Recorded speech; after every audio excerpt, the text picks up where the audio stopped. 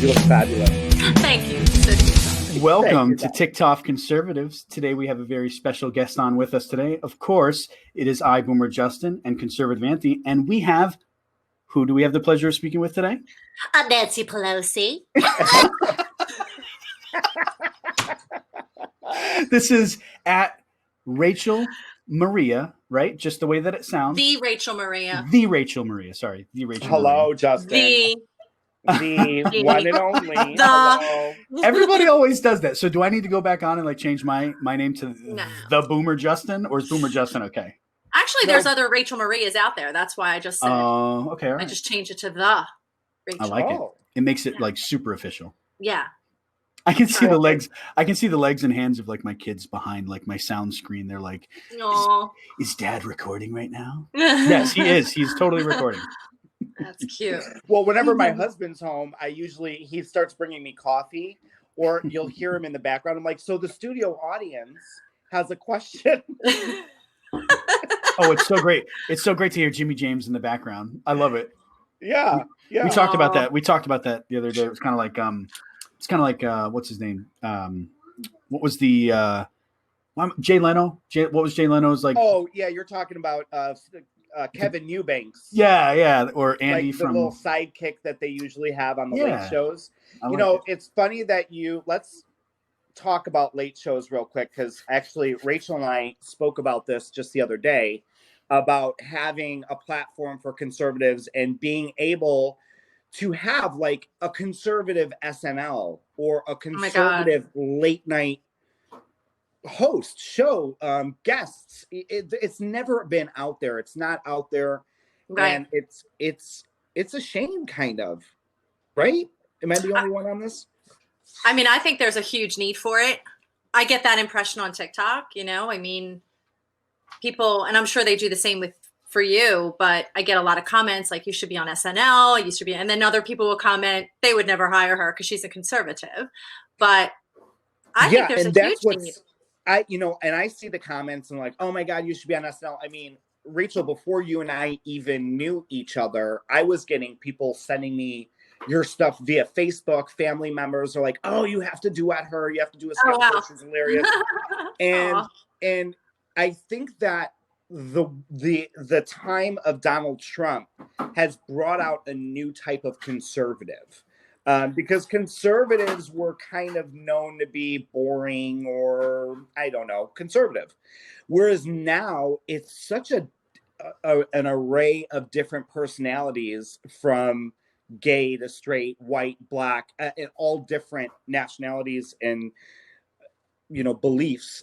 I think it's a great time for conservatives. That's just my personal opinion, Justin. What do you think? I totally, and I agree. Yeah. Oh, sorry. Yeah. No, it's all good. So, I mean, the only thing that I can think of where late night exists, like in the conservative world, would be like Steven Crowder, because, he Louder with Crowder and all that. He does bring that in. I mean, he has the element, obviously he's a comedian, obviously a conservative comedian, and he has a lot of skits and things like that. I mean, if you've ever watched his channel and watched some of his stuff, I mean, that's kind of where I think comedy lives in the conservative world. Also, I like to listen to Chad Prather. So I don't know if you know about Chad Prather, but I think he's running for office in Texas, or he's running for governor or something like that. You're right. He's running for governor, I think. He's running for governor, right? Yeah. So he's a conservative comedian as well, but he has his own show on the Blaze. So Rachel, were you always into politics before this president, or was it something you didn't really touch on? I was always into politics. I grew up a Christian. So I've always been concerned with, American policies and so forth.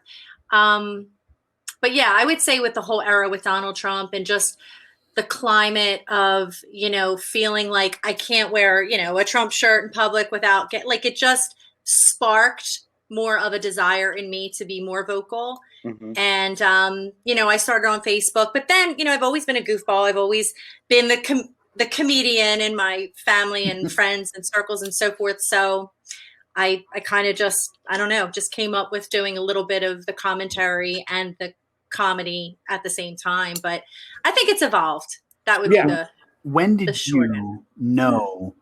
When did you find out that the Nancy Pelosi was in you? You know what I mean? Like, when did that come out? Were you just like watching her one day on TV and you were like, and you started talking like her, like, I can do that? Like, when did it click? No, honestly. So and I don't know if you would agree, but I feel like quarantine is really what got me on TikTok. Yep, same. Right. And then, everybody's doing the lip syncing thing. And, I was doing lip syncing and then I wanted to stand out a little bit. So I'm like, oh, if I can appear or like look like someone, and Nancy Pelosi, it kind of just fell in my lap, honestly. And then when I did it, of course, everybody was like, couldn't get enough of her. So, but I don't want to steer away from the fact that you also do awesome characters besides Nancy Pelosi. Right. Like your AOC girl is spot on, and your Melania is damn good. Justin, have you seen her Melania? Yes. My favorite video, I think I just saw a few days ago, is the conservative women's meetup. Oh yeah, there will be more of those. Oh yeah, the girls' night. Girls' night. I die. I think I watched it probably 100 times. Oh, that's awesome. It's hilarious. Yeah. Honestly, I was a little disappointed. I don't feel like it got many views on TikTok, which, I'm sure, right? Makes sense. But yeah, I was proud of that one. And you guys keep going, okay? Keep going. As long as it's like a female, I can't, really pull off a male impersonation as much as I would love to. So I'll lip sync Biden and I'll lip sync Trump and so forth. And by the way, you did a great job at Wolf the other day on our duet. It was a lot of dialogue, though. That was hard. It was hard. That was hard. But you did great. You nailed it. Thank you. Thank you. So I got into that niche, like the reporter that's frustrated. Yes. I started doing that. And, it gives people an idea of what it would feel like if you were at a Biden press conference and then he goes off the wall and says some of this stuff like, oh my gosh. Dude, what are you talking about? You've got like the facial expressions and everything nailed down. It's beautiful. But couldn't you imagine just a Saturday Night Live skit with conservative actors doing stuff like that in front of that would be. I would love it. I would love it. So unprofessional. Oh, God. Come on, you invite me on here and then you just leave. Dude, I'm so used to recording at like the crack of dawn or the crack of dusk, whatever that is, nighttime. And like it's different. Yeah, I have 4 kids. I have 4 kids. So like, oh gosh. Yeah, I'm trying to like no. So I'm like, just stay away right now. Like just they're cute. And what's funny is like they're never kids are cute. They're never around like when I'm getting ready to like do my podcast, but then when I'm like on or doing something, that's when they're all like, Dad, we need you. Yes. Well, listen, that's funny that when I was a kid, I understand it now, but my mom would be on the phone with one of, her sister-in-laws or whatever, and she's talking, and that's when I would be like, Mom. Yeah. Mom. She's like, can you give me 1 second, Carm? Hold on, give me 1 second. What do you want? Yeah. That's kids. I have a 3-year-old. He's the same way. Okay. So how it is then. Yes. I don't have kids. I have nieces and nephews. Same thing. I'm the gunkle. Oh. The gay uncle. I was going to ask him this. I didn't know that. You've never heard of gunkle? No. I never heard of it either. Does that make me a sunkle? I gave you a new word today. Does that make me a sunkle, or am I just an uncle? You're just you can't take this one from me, dude. No, if gunkle, sunkle, right? Gay You're straight. You're strunkle. You're strunkle. Strunkle. I like gunkle better. That sounds better. That's hilarious. Strunkle and gunkle. Strunkle. Yeah. Garfunkel. Yeah.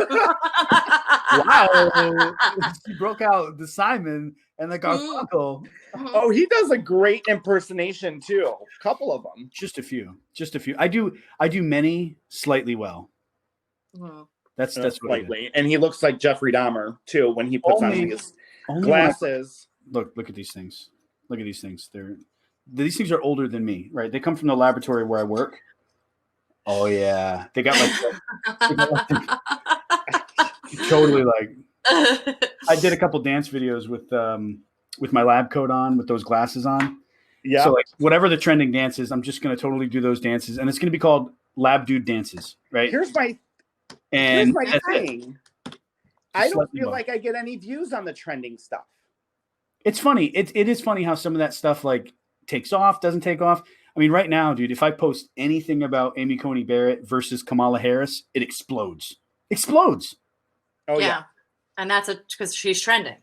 Yep. Now, how do you feel about that, Rachel? Like, how do you feel about the way the hearings went? How do you feel about her? I don't know. Give us a little insight of what you feel is going on right now with that. Well, I'll be honest, I haven't watched all of the hearings. I mean, they're just going on forever, it seems. Oh yeah. But I think overall she impressed the shit out of America. Agreed. I mean, she's just amazing. She's poised. And if anything, I think the Democrats really show how, I think they're showing their true colors more than ever. They're petty. It's almost like, it's funny, and maybe because as a woman, I feel like there's a sense of, I think there's a little jealousy, honestly. Like when you see, Kamala and Amy Barrett going back and forth. That was just worth the price of admission. Mm-hmm. Klobuchar. How rude was she? Oh my gosh. But again, Amy did great. She did great. She did. And this is probably a walk in the park to her. I mean, this is a woman who has 7 children, right? We were just talking about children and how even just one is a lot. Mm-hmm. And she's probably going to these hearings and just like, this is, a day off for me, right. because she has 7 children and, but now, of course she's dealing with dozens of children in these hearings, but for the most part, she can handle it. She can take it. She's held her own. She's brilliant. And I think she's made it very clear that she's going to uphold the Constitution. And again, Trump looks like, he got it right again because he selected someone superb. I love her. And as a woman, I am so grateful to have a new face and a new role model for young women today. I agree. If anybody wants a female role model, I mean, that would be who I would want my daughter to look up to. Not Kamala, in my opinion. Sorry. Right. Excuse me. Excuse me. It's not Kamala. I'm talking.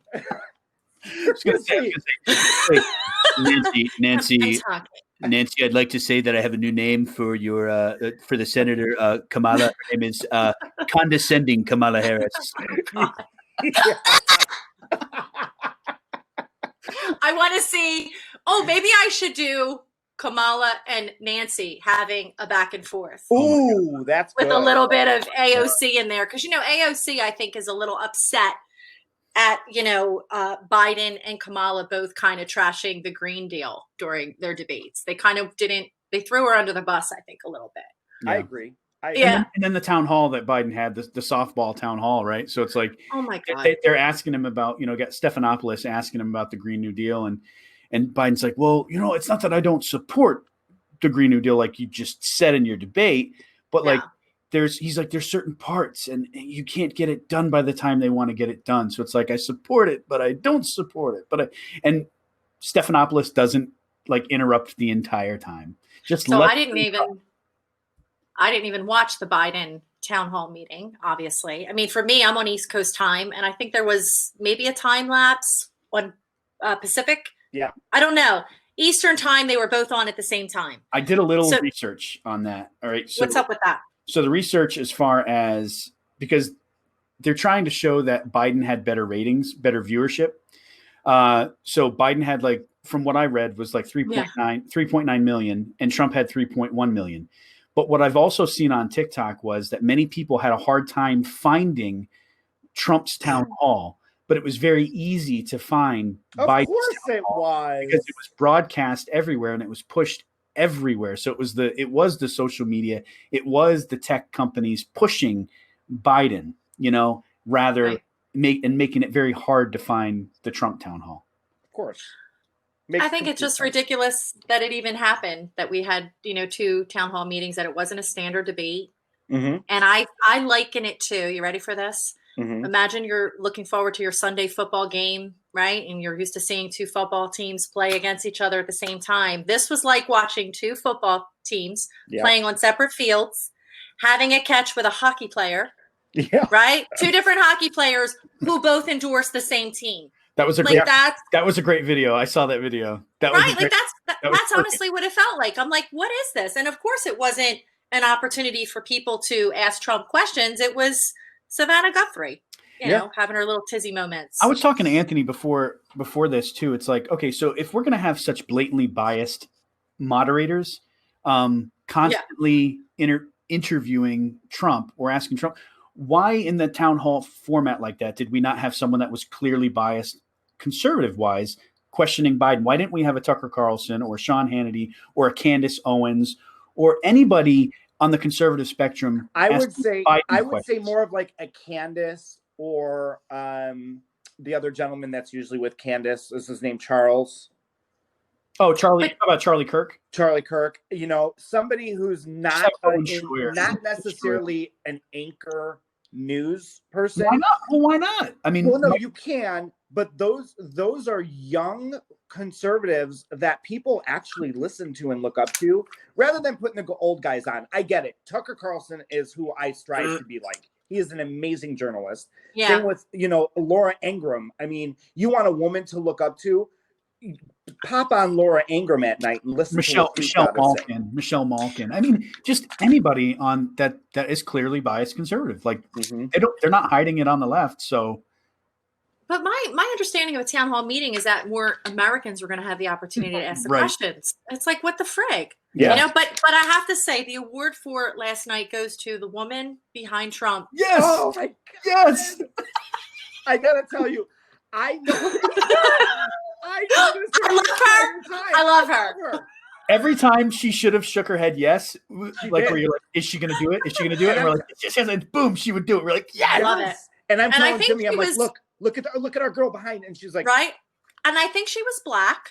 She was. Right, she was a black woman, so right? There's an article came out about her. We finally got to see her exposed today. Okay, love her. Love her. She won the night to me, hands down, and she looked beautiful. I wish I could have seen her yesterday without the mask. She looked beautiful. Oh, she was covered up and she was behind him, but and then we had Trump's biggest fan that said his smile was amazing and he was so handsome. Oh, I know. I was thinking of impersonating. Screen up. You should impersonate that. I should. You're talking about it was like an older woman. Yes. Like maybe she would. Yeah, she was like, by the way, I love you, and he does have a nice smile. By the way, I never saw him smile like that. He does. He was glowing. He really, yeah. So how did you think he? How did you think? Smile is sus. How did you think Trump did last night, though? I think he handled himself well, considering the fact that, you know, he wasn't, you know, I compared it today. I said, you want a recap of it? This is how it went. He got badgered with questions and Biden just got this beautiful, you know, little show with his mask. Always looks like it's like all the way, you know, and I think he was very poised. I think he handled himself well. Yeah, I think so too. Yeah, Justin. He was debating Savannah Guthrie. Yeah, it wasn't a town hall. He was debating Savannah Guthrie. I mean, that's it. That's what it was. Well, why does he do it though? Why does he feed into it? Like if I were him, and I, you know, sometimes I do kind of have this dream that I'm a fly in his ear to just say, "Oh, another fly." Don't even look. Right? Don't look at her. Like he should have literally been like, "I'm going to talk to the American people. Yeah. We're not this is not about you." This is about the American people. Like he should have just cut it down, like shut it off. And I don't know. That's what I would have liked to see. I think he falls right.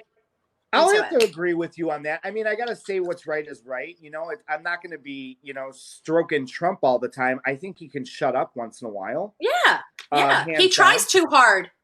Yeah. Sometimes he tries too hard. Yeah. And it's like, dude, we're already bought into you. Like, we know that you got balls. We got you, bro. Like, we got your back. We get it. Yeah. But, like, he's got to come at it in a different way and he handled himself better this time than he did at the, you know, the debate, the first debate. Yeah. But he was also battling Chris Wallace the entire time. Yes. Mm-hmm. So that was no joke. And you know what? They had somebody, I think it was maybe Bongino on one of the Fox shows. And, you know, because Chris Wallace is a Fox guy. Bongino goes, and to be honest with you, he was fighting off Chris Wallace, our very own, the entire time. And I think Maria Bartiromo was like, all right. So, okay, like they're trying to kind of push it off to the side. Yeah. It's a joke. I agree with Justin. I think that we need some type of Candace Owens, Charlie, somebody. Yeah. Yeah. So I nice. just It's not going to happen now. So I just posted a tweet, right? So I just posted a tweet in that like vein, right? So it says, and now here's who I tagged in the tweet: President of the United States, real Donald Trump Jr., Eric Trump, and Ivanka. So I forgot Melania. Darn it! But anyway, the tweet said, "How could you do that to I know. It won't happen again. I'm so upset that you do that. So I said, a former Navy vet, volunteer to moderate an event before the election. I will ask questions and let you answer. No interruptions. We, the people, are the new media. Leave the propaganda behind. We really are the new media. And I hope he responds. That would be freaking awesome. Oh my God, that would be awesome. We are the new media. We are, like, people come to TikTok to hear what we have to say and how we are interpreting a debate or a situation or a current event. I mean, this is where people are getting their news. They're turning off CNN, MSNBC, right. the New York. They're not reading the New York Slimes. You know, they're even turning off Fox News because Fox News has shown a lot of like weird stuff lately. You bring up George Soros, like, nope, daytime and daytime and weekend Fox News is it's a toss up. I mean, it's pretty liberal on some shows. I only start watching Fox News around Hannity, yep. Tucker, Laura, and that's it, because those are journalists to me. Mm-hmm. They're exposing things. You know, we have a big deal going on right now, guys. A big deal. Biden's son and the Biden family are probably the most corrupt family in U.S. history. And media outlets are doing their damnedest to silence this right before an election. I mean, had this been Trump, oh my God, he would have been crucified already. Yeah. Well, and they're too busy giving Trump a hard time for tweeting things. Right. And to which Trump will say, well, first of all, yeah, I have the right as an American, but social media wouldn't be as active as it is if the journalists would do their job. So in other words, they're not covering it. So, you know, that's why he tweets things that come out. And it's up to the American people to decide if these things really happen. That's where, you know, you have to do your own homework and research. All the senators in that confirmation hearing like had their own foam board cutouts of like Donald Trump tweets. And I'm like, oh my gosh. My God. I saw that. I'm like, where did this craft show come from? Like, what are we doing now? You had Sheldon Whitehouse, and he had like all these like they're always trying to appeal. They're always trying to ask, one, the hypothetical questions. Two, they want to elicit an emotional response. Do you know what I mean?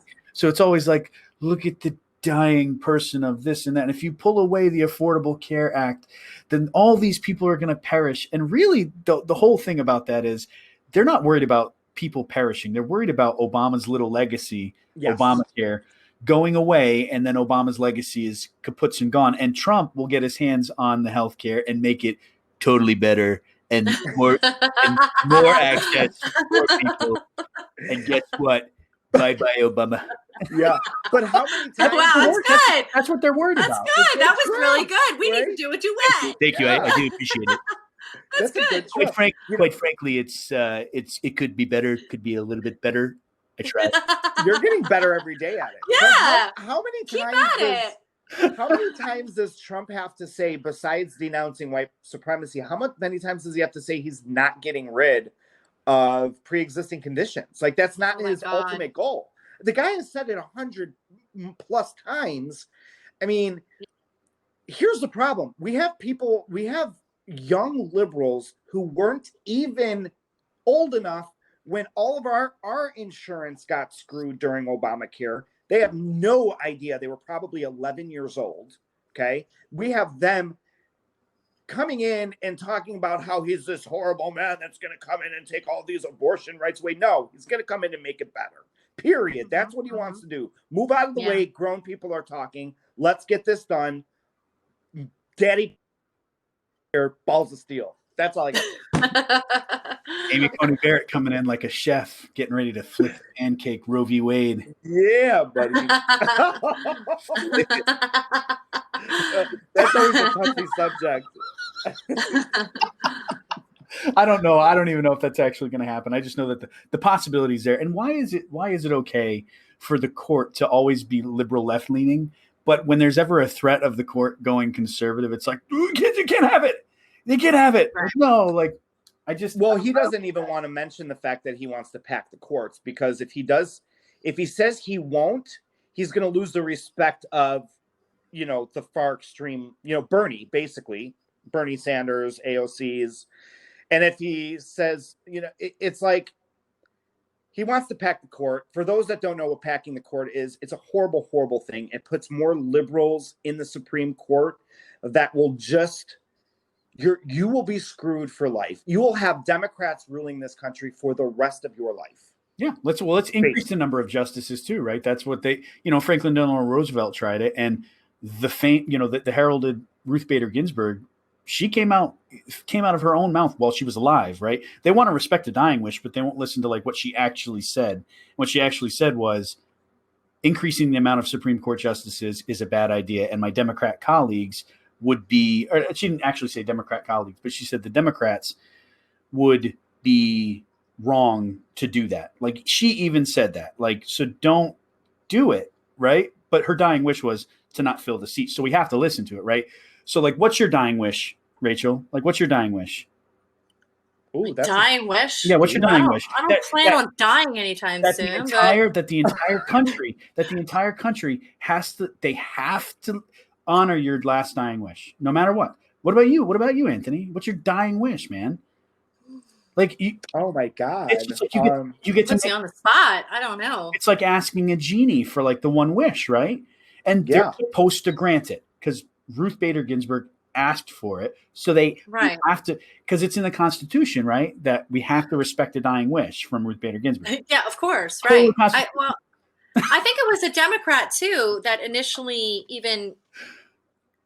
Don't quote me because I don't know when and how this came up, but I believe a Democrat in the recent past came up with the whole idea of, that a president can elect or replace a Supreme Court nominee during this time. And it was okay for Obama to do it when, during his presidency, but they just want to twist the rules, and, it just doesn't work that way. And for people out there that are struggling with that, because so it does look like there's some hypocrisy going on with the Republican Senate, right? Because they were the ones that were hard pressed to say no Obama. And that was 10 months out. Like, no, Merrick Garland will not be, because, the new president coming in should fill Scalia's seat. And so, and here's where their argument derails, right? So the whole thing is, you should allow the next president coming in to fill the seat. The difference between Donald Trump and Barack Obama was that Barack Obama was a lame duck because he was in his second term. Okay. Right. President Trump is in his first term and seeking re-election. Therefore, he should fill the seat. Okay. Right. And of course, they shouldn't leave a vacancy. And here's something a little bit deeper, right? One of the reasons I think that they wanted to leave the vacancy open was not because they wanted Biden to potentially fill it. It's because I think they wanted a strong court in a case that the election happens and the ballots get challenged. So now you've got a hung court 8-8. Where do you go from there? You know what I mean? So it's important that we have a court that can decide, a 5-4 decision, which will probably happen. So he's not doing anything that any other president hasn't done before him. Right. No, and listen, I mean, bottom line is, you want to go back to the Obama days.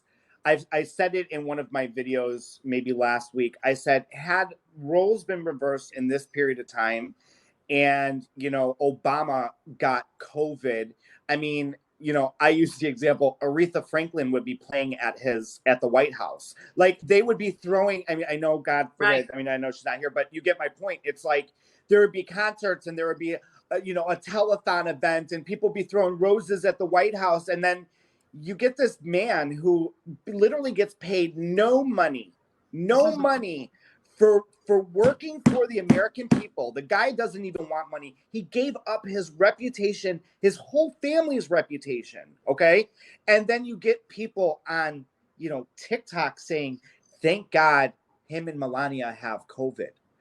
This is where we've gone. This is where people have gone. You're wishing death. Listen, I would never wish death. I actually voted. I was a gay Democrat. I voted for Obama 2 terms because I thought that's what I had to do.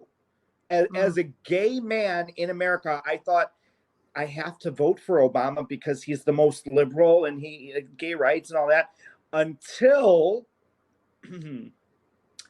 I ran into the walk away movement when 2016 came around, and Brandon Straka launched a video, and I watched it and I was like, wow, you're right. Wow.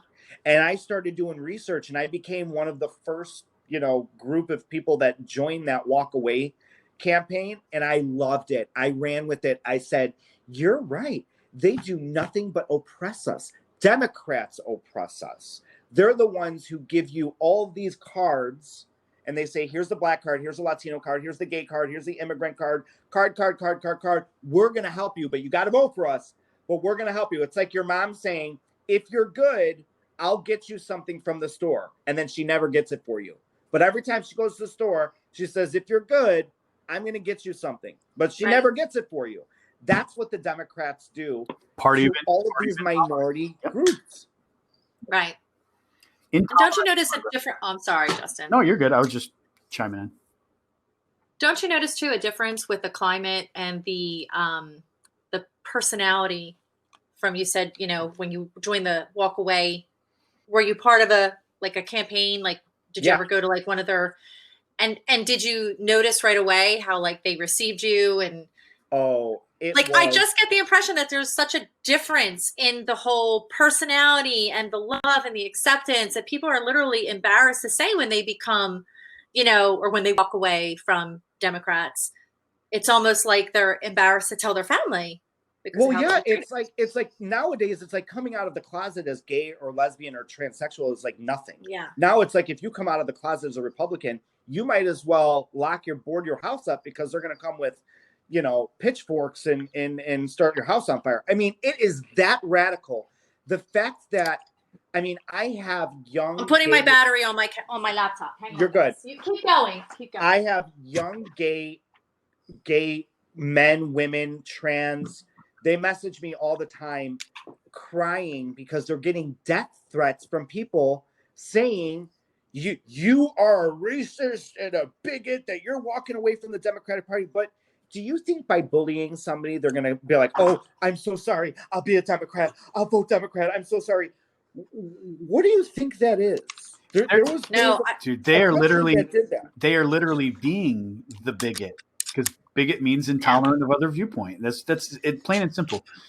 Whatever they call you is exactly what they are. They are the party of divisiveness. They want to control the dictionary, what you say, how you spell it, how you breathe, how you think. There's nothing, autonomous about their party. You like for yourself, you have to submit. Assimilation, no other way, no other viewpoint. And that's why they're eating themselves alive. Oh, they are. I feel really bad for Black people too when all of this happened, and a lot of people were being called Uncle Tom. I know. Because they're not buying into this narrative, and they're dealing with a lot of this type of hostility. It's within their own families too. Correct. And same for Latino. It's like, listen, I am friends with everybody. Okay, I've always have been. There's not I didn't grow up in a racist family. My parents were immigrants. Bottom line, I have Black, Latino, gay. They come up to me and they're like, "Hey, Trump 2020," but they're scared to say. They're like, "Thank you for people like you and Justin and Rachel, these faces of TikTok that are coming out." We're like, "No," or Candace Owens, Charlie. No, screw that. No, I get chills when you say our names with theirs. Yeah. Right, but right. But what are you gonna do? You're gonna come to my house? What you're gonna come over, and then what? What happens when you're standing on my lawn? What are you gonna do? Yeah. Get the fuck out of here. Go home, dude. Bye. Yeah. So what's also kind of crazy and sad at the same time is the fact that just a random passerby could stroll past this podcast right now with the amount of stripes and stars, and bars that we're wearing, and they can instantly like say, okay, well, they got to be conservative. They must be conservative. They must be Republican. Isn't that sad? And it's like, it's the American flag behind me. I'm not flying the Trump flag. I mean, I have a Trump hat and all that stuff. But like, somehow the American flag and patriotism and nationalism, which is different than white nationalism. Okay. Yeah. There's nothing wrong with nationalism and being,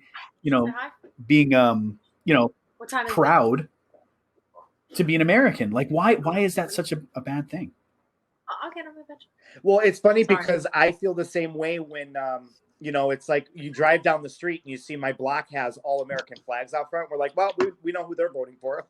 Right. Oh, I agree with that. That's sad. That's sad, But hey, I'll take it. I'm fine with that. They come into my lives and they're like, oh, another Republican. I'm like, you didn't even ask me a question.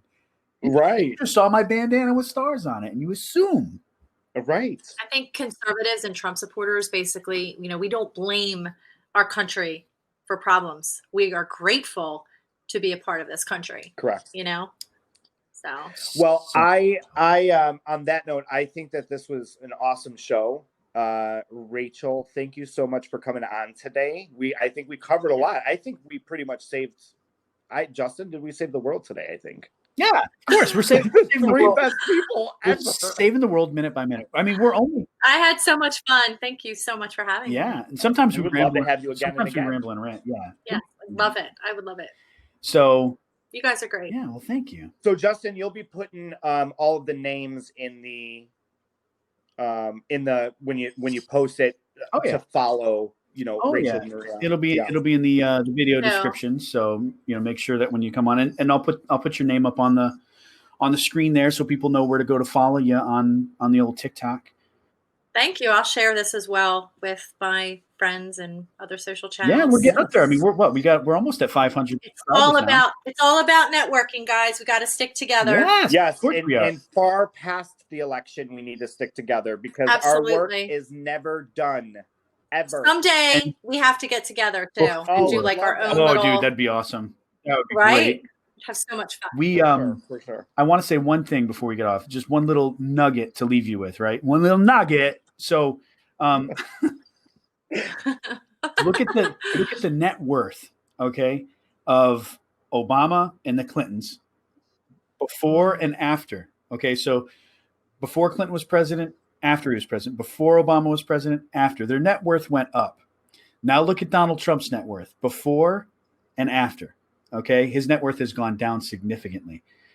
Don't you see a problem with that? Don't you see a problem with the fact that you have these people that are getting rich off of the back? They're not serving the people anymore. They're serving themselves. Right. They always have been. Yeah, that's a really great point, Justin. Honestly, I never thought of it that way. Mm-hmm. So love it. Yeah. But anyway, take that home with you. That's right. Take that home with you. So we are TikToff Conservatives. Thank you, Rachel Murray, for being on with us today. As always, thank you, Conservative Anthony. I am Boomer Justin signing off. Bye. Hi, guys.